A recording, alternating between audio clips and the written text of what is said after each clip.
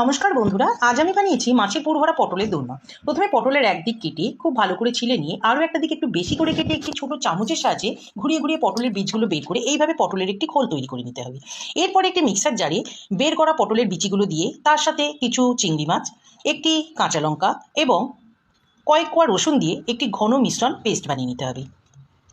এরপরে ফ্রাইং প্যানে কিছুটা মাস্টার্ড অয়েল দিয়ে তাতে পটলগুলি দিয়ে একটু হালকা হাতে নেড়ে চেড়ে ভেজে নিতে হবে। খেয়াল রাখতে হবে যেন খুব বেশি নরম না হয়ে যায়।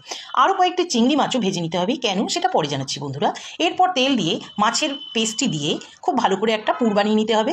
সঙ্গে কিছু কুচনো কাজু ও কিশমিশ, একটু নুন, একটু হলুদ, একটু লঙ্কা গুঁড়ো ও সামান্য কয়েক দানা চিনি দিয়ে মাছের পুরটি খুব ভালো করে কষিয়ে বানিয়ে নিতে হবে। এরপরে যখন জল শুকিয়ে যাবে তখন মাছের পুরটি নামিয়ে একটু ঠান্ডা করে নিতে হবে। এবার মাছের পুরটা ঠান্ডা হয়ে গেলে একটি চামচের সাহায্যে পুরগুলি পটলের খোলের ভেতরে হালকা হাতে ভরাট করে দিতে হবে এবং তারপর আগেই বলেছি বন্ধুরা যে ভেজে রাখা চিংড়ি মাছটা রয়েছে সেখান থেকে একটি করে মাছ নিয়ে ওপরে দিয়ে সাইড দিয়ে আরও খানিকটা পুর দিয়ে পটলের মুখটা ভরাট করে দিতে হবে যাতে চিংড়ি মাছগুলি বেরিয়ে না যায়। এইভাবে 1 বাই 1 সবকটা পটলের ভেতরে মাছের পুর ভরাট করে একটি করে ওপরে চিংড়ি মাছ দিয়ে বাকি পুরটা সাইডে দিয়ে মুখগুলো ভরাট করে দিতে হবে এবং পটলের দোরমাগুলো আমার রেডি হয়ে গেছে।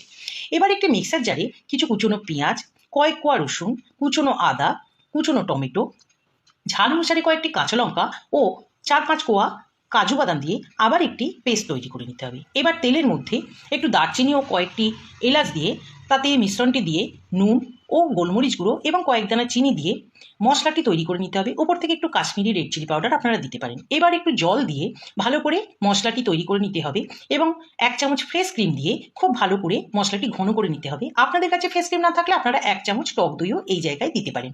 এবার 2 মিনিটের জন্য চাপা দিয়ে মশলাটি কষে গেলে তার মধ্যে একটু গরম মশলা দিয়ে হালকা হাতে নেড়েচেড়ে একটু জল দিয়ে দিতে হবে যাতে গ্রেভিটি তৈরি হয়ে যায়।